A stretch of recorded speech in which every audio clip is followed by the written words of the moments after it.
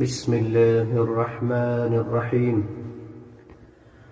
الحمد لله الذي أنزل على عبده الكتاب ولم يجعل له عوجا قيما لينذر بأسا شديدا من لدنه ويبشر المؤمنين الذين يعملون الصالحات أن لهم أجرا حسنا ماكثين فيه أبدا وينذر الذين قالوا اتخذ الله ولدا ما لهم به من علم ولا لآبائهم كبرت كلمة تخرج من أفواههم إن يقولون إلا كذبا فلعلك باخع نفسك على آثارهم إن لم يؤمنوا بهذا الحديث أسفا إنا جعلنا ما على الأرض زينة لها لنبلوهم أيهم أحسن عملا وإنا لجاعلون ما عليها صعيدا جرزا أم حسبت أن أصحاب الكهف والرقيم كانوا من آياتنا عجبا إذ أوى الفتية إلى الكهف فقالوا ربنا آتنا من لدنك رحمة وهيئ لنا من أمرنا رشدا فضربنا على آذانهم في الكهف سنين عددا ثم بعثناهم لنعلم أي الحزبين أحصى لما لبثوا أمدا نحن نقص عليك نبأهم بالحق إنهم فتية آمنوا بربهم وزدناهم هدى وربطنا على قلوبهم إذ قاموا فقالوا ربنا رب السماوات والأرض لن ندعو من دونه إلها لقد قلنا إذا شططا هؤلاء قوم اتخذوا من دونه آلهة لولا يأتون عليهم بسلطان بين فمن أظلم ممن افترى على الله كذبا وإذ اعتزلتموهم وما يعبدون إلا الله فأووا إلى الكهف ينشر لكم ربكم من رحمته ويهيئ لكم من أمركم مرفقا وترى الشمس إذا طلعت تزاور عن كهفهم ذات اليمين وإذا غربت تقرضهم ذات الشمال وهم في فجوة منه ذلك من آيات الله من يهد الله فهو المهتد ومن يضلل فلن تجد له وليا مرشدا وتحسبهم أيقاظا وهم رقود ونقلبهم ذات اليمين وذات الشمال وكلبهم باسط ذراعيه بالوصيد لو اطلعت عليهم لوليت منهم فرارا ولملئت منهم رعبا وكذلك بعثناهم ليتساءلوا بينهم قال قائل منهم كم لبثتم قالوا لبثنا يوما أو بعض يوم قالوا ربكم أعلم بما لبثتم فابعثوا أحدكم بورقكم هذه إلى المدينة فلينظر أيها أزكى طعاما فليأتكم برزق منه وليتلطف ولا يشعرن بكم أحدا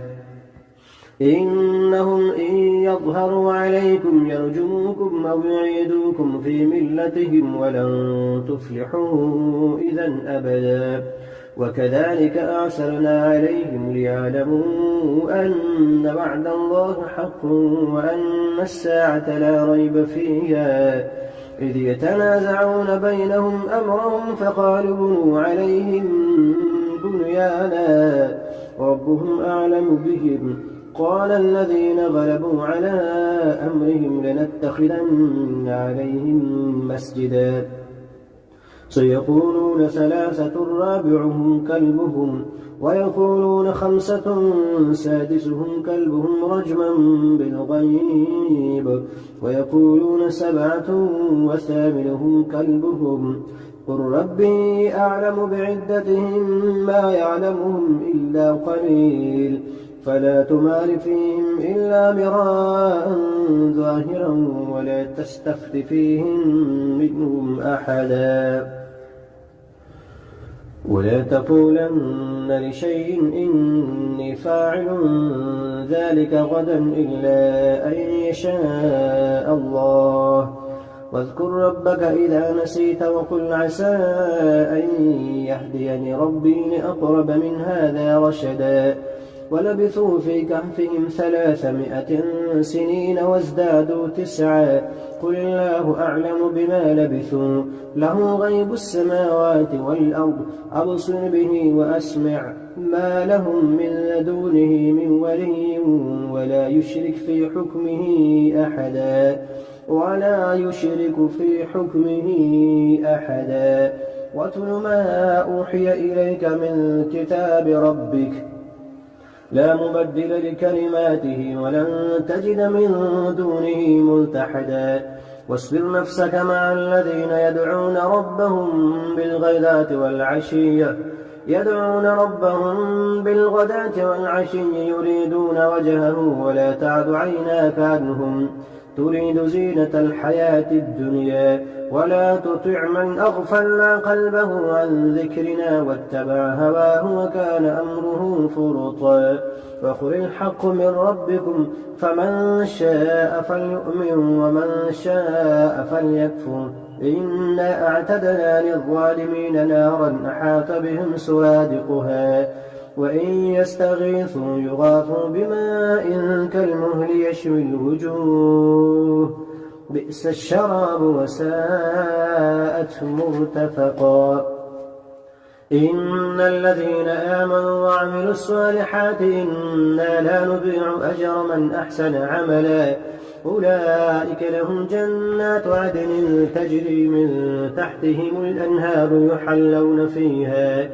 يحلون فيها من أسابر من ذهب ويلبسون ثيابا خضرا من سندس واستبرق متكئين فيها على الأرائك نعم الثواب وحسنت مرتفقا واضرب لهم مثلا رجلين جعلنا لأحدهما جنتين من أعناب وحففناهما بنخل وجعلنا بينهما زرعا كلتا الجنتين آتت أكلها ولم تظلم منه شيئا وفجرنا خلالهما نهرا وكان له ثمر فقال لصاحبه وهو يحاوره أنا أكثر منك مالا وأعز نفرا ودخل جنته وهو ظالم لنفسه قال ما أظن أن تبيد هذه أبدا وما أظن الساعة قائمة ولئن رددت إلى ربي لأجدن خيرا منها منقلبا قال له صاحبه وهو يحاوره أكفرت بالذي خلقك من تراب ثم من نطفة ثم سواك رجلا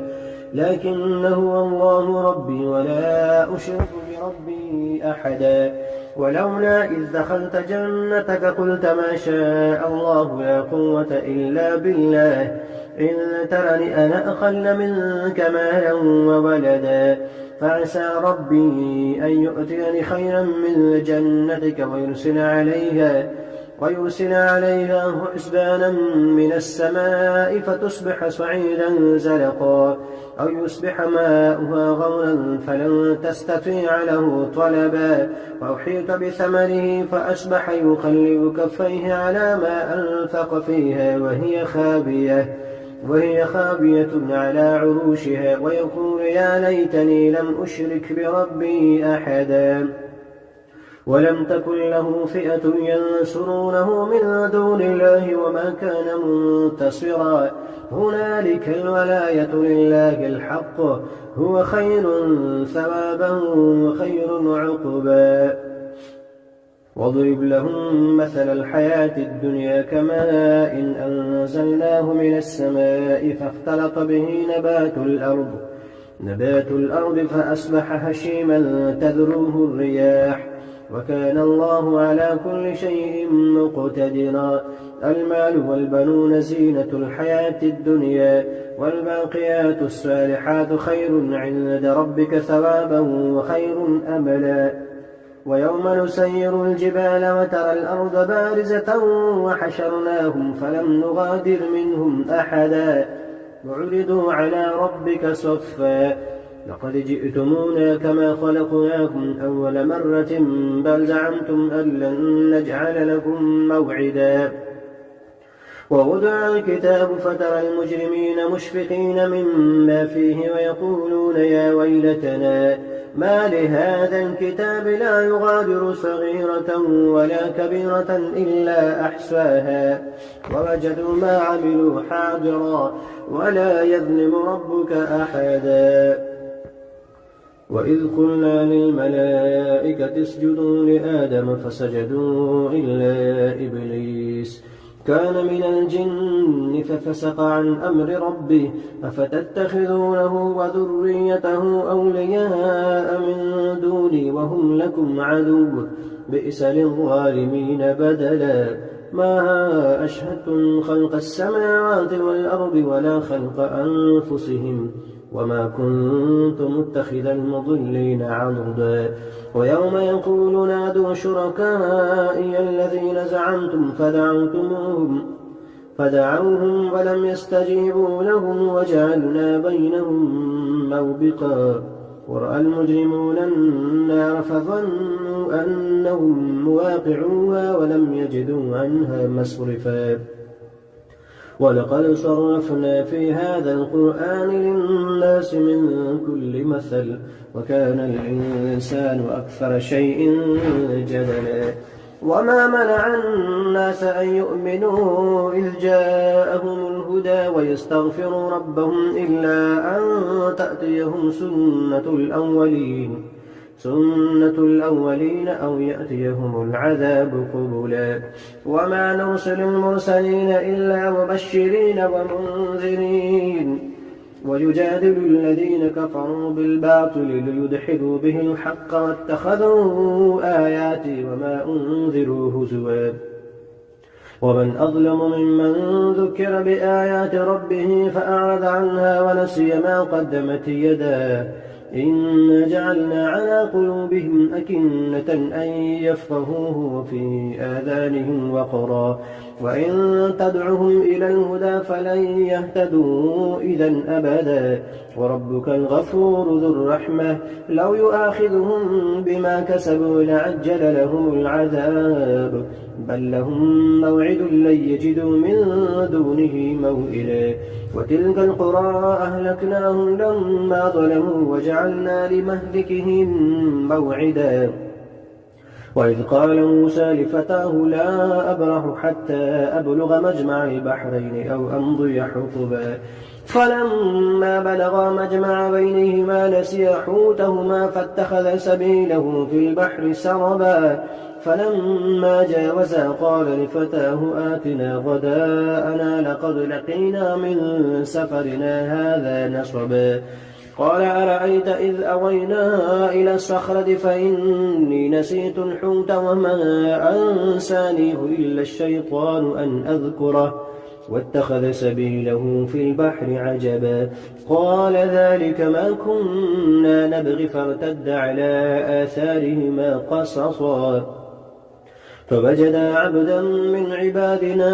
آتيناه رحمة من عندنا وعلمناه من لدنا علما قال له موسى هل أتبعك على أن تعلمني مما علمت رشدا قال إنك لن تستطيع معي صبرا وكيف تصبر على ما لم تحط به خبرا قال ستجدني إن شاء الله صابرا ولا أعصي لك أمرا قال فإن اتبعتني فلا تسألني عن شيء حتى أحدث لك منه ذكرا فانطلقا حتى إذا ركبا في السفينة خرقها قال أخرقتها لتغرق أهلها لقد جئت شيئا إمرا قال ألم أقل إنك لن تستطيع معي صبرا قال لا تؤاخذني بما نسيت ولا ترهقني من أمري عسرا فانطلقا حتى إذا لقيا غلاما فقتله قال أقتلت نفسا زكية بغير نفس لقد جئت شيئا نكرا قال ألم نقل لك إنك لن تستطيع معي صبرا قال إن سألتك عن شيء بعدها فلا تصاحبني قد بلغت من لدني عذرا فانطلقا حتى إذا أتيا أهل قرية استطعما أهلها فأبوا أن يضيفوهما فوجدا فيها جدارا يريد أن ينقض فأقامه قال لو شئت لاتخذت عليه أجرا قال هذا فراق بيني وبينك سأنبئك بتأويل ما لم تستطع عليه صبرا أما السفينة فكانت لمساكين يعملون في البحر فأردت أن أعيبها وكان وراءهم ملك يأخذ كل سفينة غصبا وأما الغلام فكان أبواه مؤمنين فخشينا أن يرهقهما طغيانا وكفرا فأردنا أن يبدلهما ربهما خيرا منه زكاة وأقرب رحما وأما الجدار فكان لغلامين يتيمين في المدينة وكان تحته كنز لهما وكان أبوهما صالحا فأراد ربك أن يبلغا أشدهما ويستخرجا كنزهما رحمة من ربك وما فعلته عن أمري ذلك تأويل ما لم تستطع عليه صبرا ويسألونك عن ذي القرنين قل سأتلو عليكم منه ذكرا إنا مكنا له في الأرض وآتيناه من كل شيء سببا فأتبع سببا حتى إذا بلغ مغرب الشمس وجدها تغرب في عين حمئة ووجد عندها قوما قلنا يا ذا القرنين إما أن تعذب وإما أن تتخذ فيهم حسنا قال أما من ظلم فسوف نعذبه ثم يرد إلى ربه فيعذبه عذابا نكرا وأما من آمن وعمل صالحا فله جزاء الحسنى وسنقول له من أمرنا يسرا ثم أتبع سببا حتى إذا بلغ مطلع الشمس وجدها تطلع على قوم لم نجعل لهم من دونها سترا كذلك فقد أحطنا بما لديه خبرا ثم أتبع سببا حتى إذا بلغ بين السدين وجد من دونهما قوما لا يكادون يفقهون قولا قالوا يا ذا القرنين إن يأجوج ومأجوج مفسدون في الأرض فهل نجعل لك خرجا على أن تجعل بيننا وبينهم سدا قال ما مكنني فيه ربي خير فأعينوني بقوة أجعل بينكم وبينهم ردما آتوني زبر الحديد حتى إذا ساوى بين الصدفين قال انفخوا حتى إذا جعله نارا قال آتوني أفرغ عليه قطرا فما استطاعوا أن يظهروه وما استطاعوا له نقبا قال هذا رحمة من ربي فإذا جاء وعد ربي جعله دكاء وكان وعد ربي حقا وتركنا بعضهم يومئذ يموج في بعض ونفخ في السور فجمعناهم جمعا وعرضنا جهنم يومئذ للكافرين عرضا الذين كانت أعينهم في غطاء عن ذكري وكانوا لا يستطيعون سمعا